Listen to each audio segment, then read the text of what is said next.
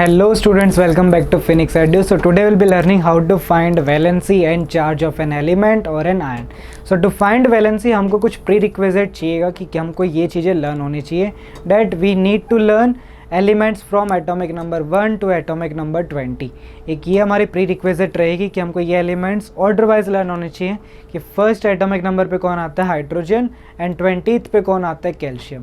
Let's see elements का order कौन से फॉर्म में अरेंज रहता है, ये हमने देखा था in the categories of pure substance कि एलिमेंट्स कितने होते हैं total 118 and they are arrange in a periodic table.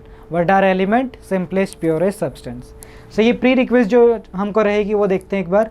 So these are the elements which are arranged in a periodic table। 118 elements यहाँ पे हैं। So first हमारा element कौन सा होता है? It is hydrogen, second is helium, third is lithium, beryllium, boron, carbon, nitrogen, oxygen, fluorine, neon। ये हमारे first 10 elements हैं। ऐसे ही next 10 elements 1 to 20 आपको elements क्या करने होंगे? learn करने होंगे। ये हमारा first thing रहेगा to find out any valency of an element। second हमको क्या चाहिएगा कि ये एलिमेंट है, इस एलिमेंट के ऊपर कोई भी चार्ज नहीं है, यहाँ पे कोई भी चार्ज नहीं है, ना तो प्लस है ना माइनस है। इट मीन्स ये एलिमेंट अभी कौन से स्टेट में? न्यूट्रल स्टेट में। न्यूट्रल स्टेट का मतलब क्या है कि ये एलिमेंट के जो एटम्स हैं इसके अंदर जितने नंबर ऑफ प्रोटॉन्स है उतने ही नंबर ऑफ क्या है? इलेक्ट्रॉन्स। सो ये क्या कॉन्सेप्ट है यहाँ पे समझते हैं। हमने पढ़ लिया सबसे स्मॉलेस्ट यूनिट क्या होता है? एटम। मैटर किससे बना हुआ है? Tiny particles which are indivisible known as atom. अब एटम को और डिवाइड तो नहीं कर सकते, बट एटम के अंदर कुछ स्पीसीज रहती हैं जिनको हम बोलते हैं सब एटॉमिक स्पीसीज। जिनको हम क्या बोलते हैं? सब एटॉमिक स्पीसीज। सब एटॉमिक स्पीसीज में फर्स्ट कौन आता है? प्रोटॉन, देन आते हैं इलेक्ट्रॉन्स एंड इनके बाद आते हैं न्यूट्रॉन। सो प्रोटॉन जैसे नाम से पता चल रहा है they are positively charge species. Positively charge species को बोलते हैं प्रोटॉन, नेगेटिवली चार्ज स्पीसीज को बोलते हैं इलेक्ट्रॉन एंड जो न्यूट्रल चार्जेस होते हैं जिनके ऊपर कोई चार्ज नहीं होता उनको बोलते हैं neutrons. So they have neutral charge और we can say zero charge. और एटम के अंदर प्रोटॉन एंड न्यूट्रॉन दोनों कहाँ पे प्रेजेंट होते हैं? At the center. इस सेंटर को क्या बोलते हैं? Nucleus. This center is known as nucleus.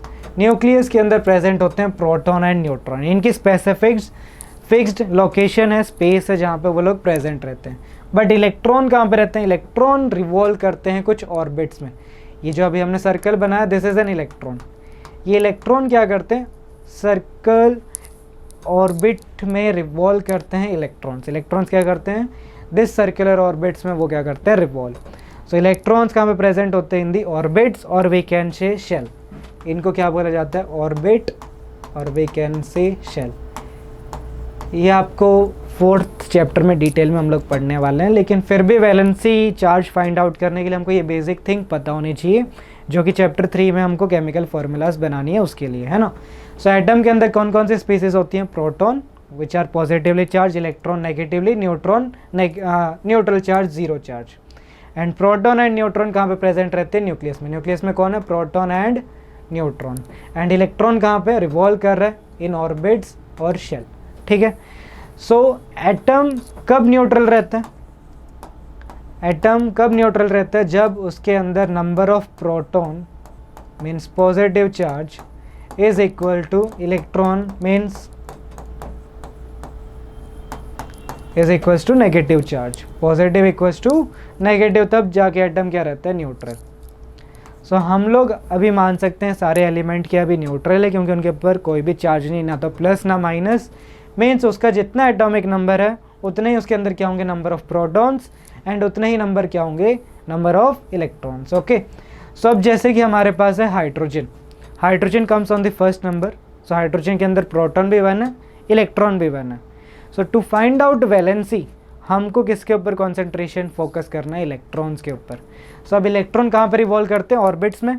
लेकिन कितने इलेक्ट्रॉन कौन सी ऑर्बिट में होंगे ये कैसे पता चलेगा? यहाँ पे डिफरेंट टाइप्स की ऑर्बिट्स भी होती है, उनको भी समझते हैं। Let's see. So there are total 4 orbits, या फिर उनको बोल सकते हैं हम shells. There are 4 orbits which are K, L, M and N। ये 4 ऑर्बिट्स रहती हैं, और भी रहती K L M N, उसके बाद आ जाएगी O, है ना, उसके बाद आ जाएगा P। ये ऑर्बिट्स के अंदर क्या रहते हैं, इलेक्ट्रॉन रिवॉल्व करते हैं। लेकिन कौन से ऑर्बिट में कितने इलेक्ट्रॉन रिवॉल्व कर सकेंगे, उसके लिए भी क्या हमारे पास क्या है, कुछ rules. First rule is 2n square rule. First rule हमारा क्या है, 2n square rule. 2n square rule gives maximum electron holding capacity of shell। So 2n square rule को समझते हैं। ये रूल्स आपको अभी काफ़ी ज़्यादा डिफ़िकल्ट लग रहे होंगे, लेकिन हमको जब वैलेंसी चार्जेस फाइंड आउट करने रहेंगे, हम माइन्यूट सेकेंड्स में निकाल लेंगे वैलेंसी चार्जेस। एक बार बस रूल्स को समझ लेते हैं। 2n स्क्वायर, यहाँ पे n की वैल्यू क्या रखनी है हमको, जोन से नंबर का शेल है।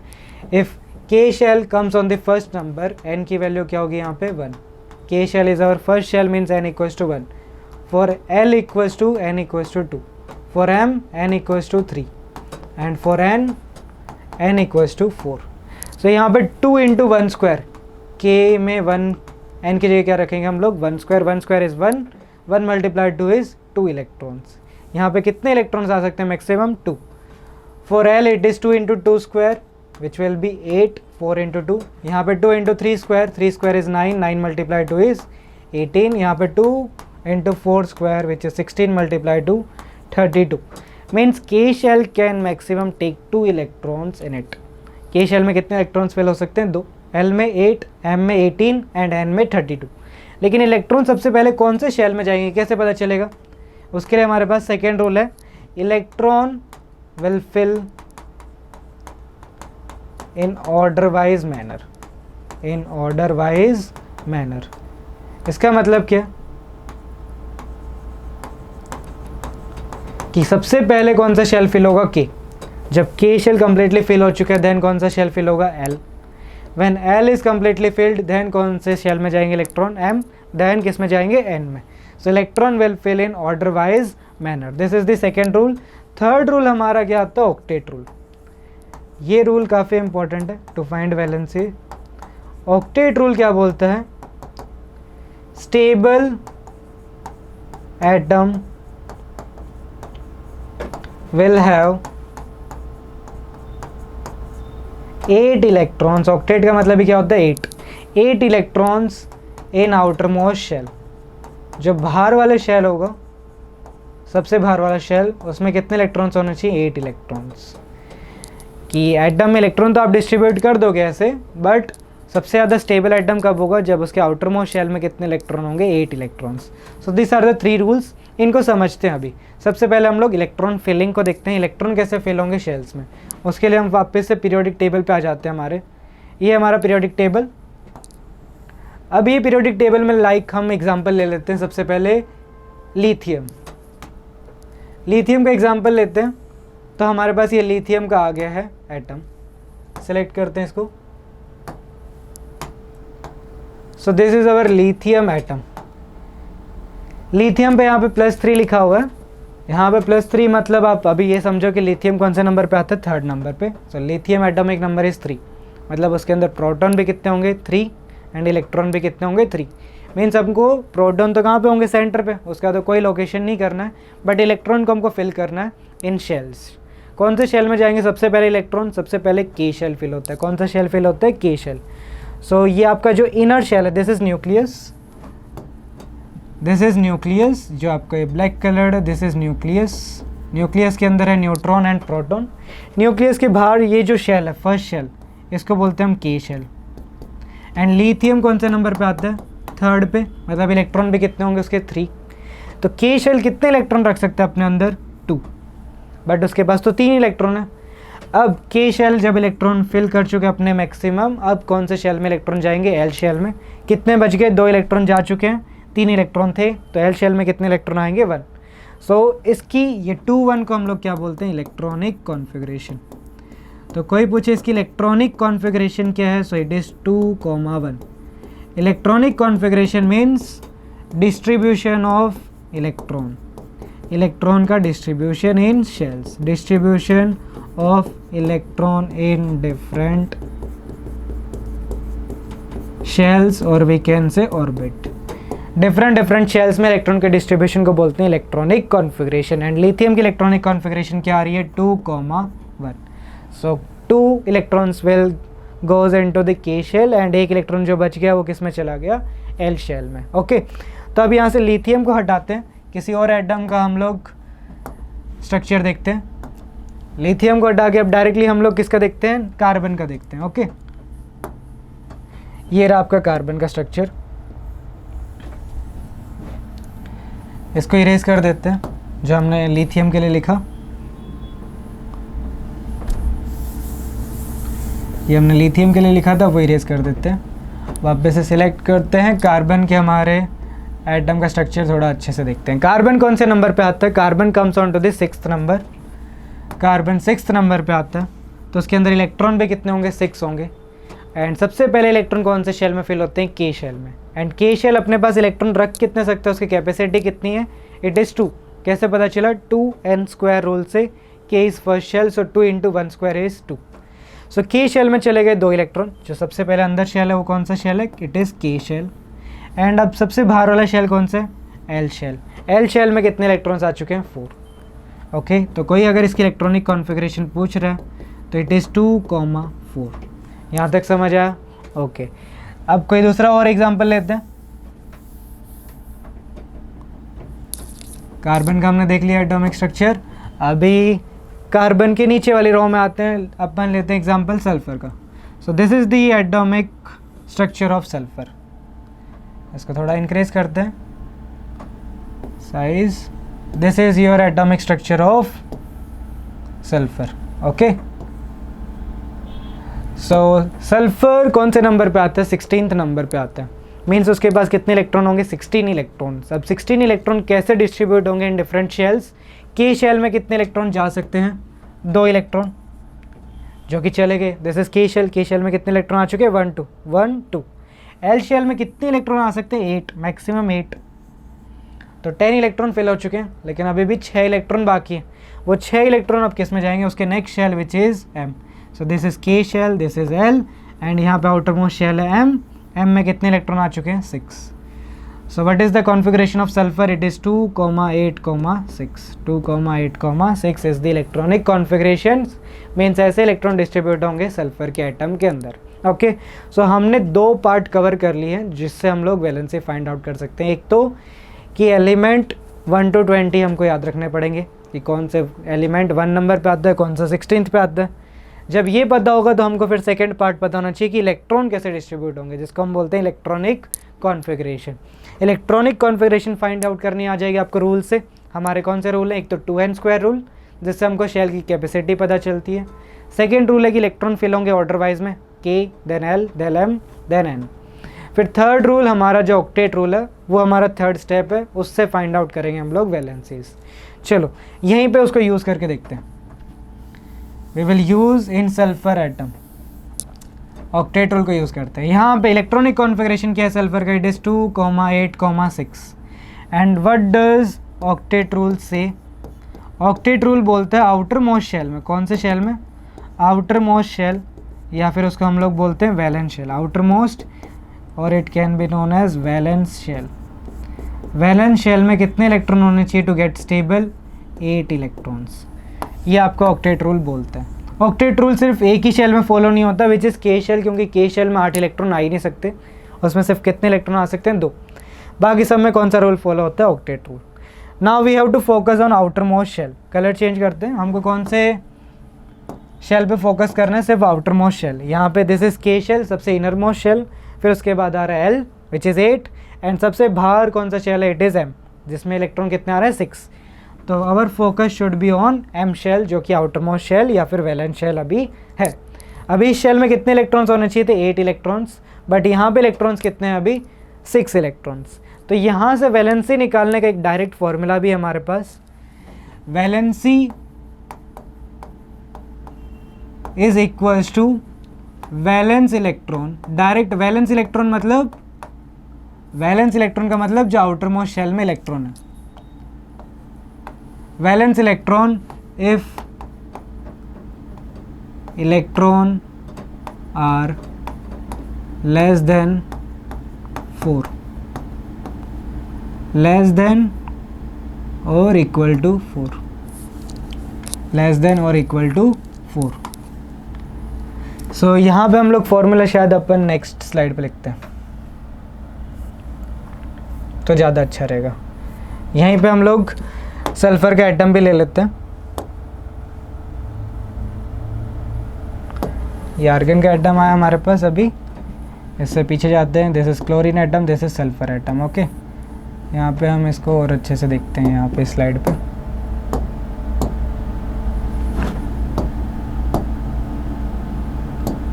ठीक है, सल्फर का एटम है हमारे पास। इलेक्ट्रॉन कैसे डिस्ट्रीब्यूट हुए हमको पता चला 2, 8, 6। और वैलेंसी की कुछ फॉर्मूला है, फॉर्मूला से भी निकाल सकते हैं हम, कॉन्सेप्ट से भी निकाल सकते हैं। एक बार फॉर्मूला देख लेते हैं। Valency is equals to valence electron,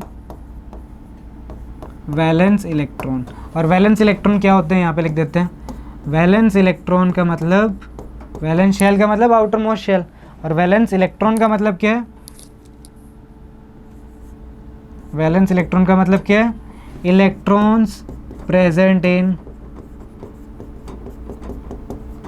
valence shell, valence या फिर outer most shell. Outer most shell में जो इलेक्ट्रॉन प्रेजेंट है उनको ही क्या बोलते हैं? Valence electron. यहाँ पे आउटर मोस्ट शेल कौन सा है? This is our outer most shell. Colour change करते हैं। This is our valence shell, and valence shell में कितने इलेक्ट्रॉन है? 6। उस पर फोकस होना चाहिए। Valency direct valence electron equal हो सकता है, बट कब? If valence electron, if valence electron are less than और इक्वल टू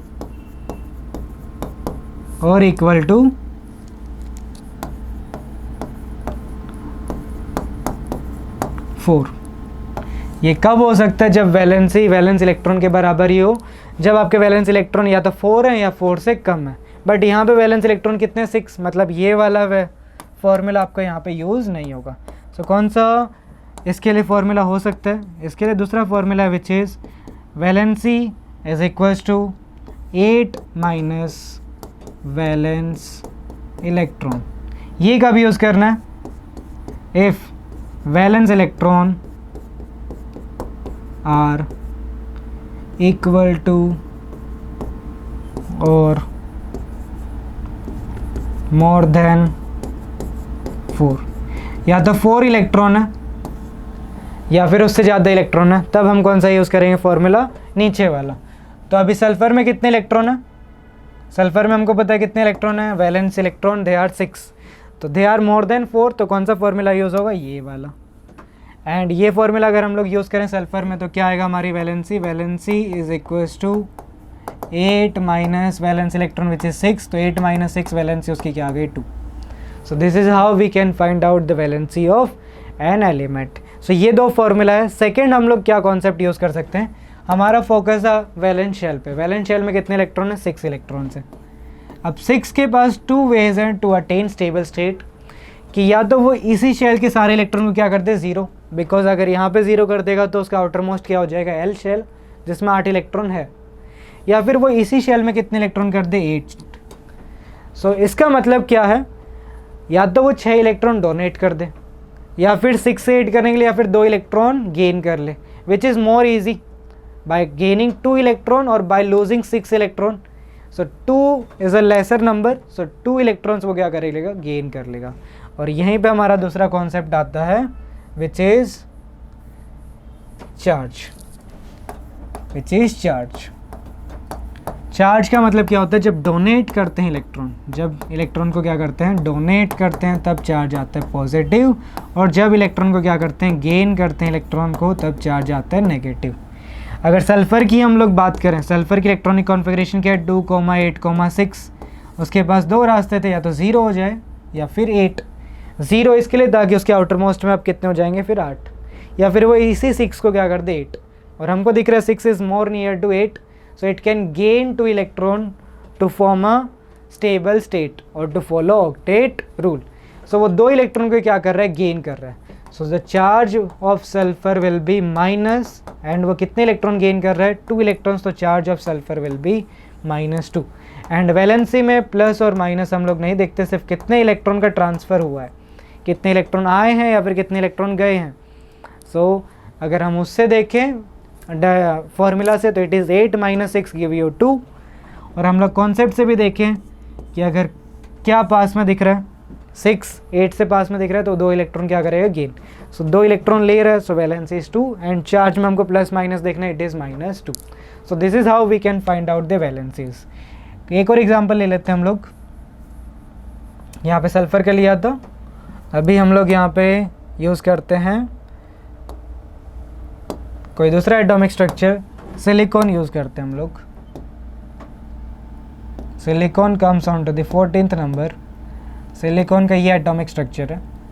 सबसे पहले हमको क्या देखना होता है, उसका एटॉमिक नंबर क्या है. सिलिकॉन का एटॉमिक नंबर है 14, मीन्स उसके अंदर इलेक्ट्रॉन्स भी कितने होंगे, 14. Now how 14 electrons will distribute into the shells. सबसे पहले हमको पता है के शेल फिल होगा. के शेल में कितने इलेक्ट्रॉन गए, 2. देन एल शेल में 8. अभी भी उसके पास 10 इलेक्ट्रॉन फिल हुए हैं, कितने बच गए, 4 आर रिमेनिंग. वो कौन से शेल में जाएंगे, एम शेल में. और अभी हमारा फोकस किस पे होना चाहिए, लास्ट शेल पे, आउटर मोस्ट शेल पे, विच इज़ एम शेल, जिसके अंदर कितने इलेक्ट्रॉन है, 4. अगर हम लोग बाय द डेफिनेशन जाएं, valency is equals to valence electron. Valence electron यहाँ पे कितने हैं, जो आउटर मोस्ट शेल में इलेक्ट्रॉन है कितने हैं, 4 है. Valence electron are 4. अगर इलेक्ट्रॉन 4 है या फिर उससे कम है, तो वही उसकी वैलेंसी है. तो 4 तो है ही, तो वो फर्स्ट डेफिनेशन भी यूज़ करके 4 आएगा. सेकेंड डेफिनेशन, अगर वैलेंस इलेक्ट्रॉन 4 हैं या उससे ज़्यादा हैं, तो 8 माइनस वैलेंस इलेक्ट्रॉन, तो उधर से भी हमारा आंसर क्या आएगा, 8 - 4 इज़ 4. अगर हम हमारा कॉन्सेप्ट देखें, 2, 8, 4, कौन से शेल पे फोकस करना है, आउटर मोस्ट शेल पे. कौन से 2 रास्ते हैं टू अटेन स्टेबल कॉन्फ़िगरेशन, या तो वो इसी शेल में क्या कर दे, 0 इलेक्ट्रॉन, ताकि बाहर कितने दिखें फिर हमको 8, या फिर वो इसी शेल में कितने इलेक्ट्रॉन कर दे, 8 electrons, which is more easy. दोनों में सेम एनर्जी लगेगी, बिकॉज 4 कहाँ पे, in middle. 4 to lose electron, 4 to gain electron, दोनों में एनर्जी कैसे लगेगी, इक्वल. तो वो ना तो वो लूजिंग प्रेफर करता है, ना वो गेनिंग प्रेफर करता है. आप आगे जाके पढ़ोगे, यहाँ पे वो 4 इलेक्ट्रॉन क्या करता है, शेयर करता है. तो इसके लिए इसके ऊपर जनरली चार्ज नहीं आता, प्लस और माइनस. यहाँ पे सिर्फ इलेक्ट्रॉन ट्रांसफ़र होते हैं. हम लोग ये समझ सकते हैं कि यहाँ पे वैलेंसी क्या होगा, सिर्फ 4. Valency will be 4. Okay, so this is how we can find out the valencies of element from 1 to 20. 21 के बाद ये वाला कॉन्सेप्ट फॉलो नहीं हो पाएगा, क्योंकि उसके बाद वेरिएबल वैलेंसीज रहती हैं, क्योंकि उन एलिमेंट्स को बोलते हैं हम लोग ट्रांजिशन एलिमेंट्स. बट 1 to 20 के जो मोस्टली एलिमेंट्स हैं, उसमें 1 to 20 के सभी एलिमेंट्स में हमारे कॉन्सेप्ट, ये फार्मूलाज फॉलो होगी, जो कि हमको काफ़ी हेल्प करती है to form chemical formulas of compound.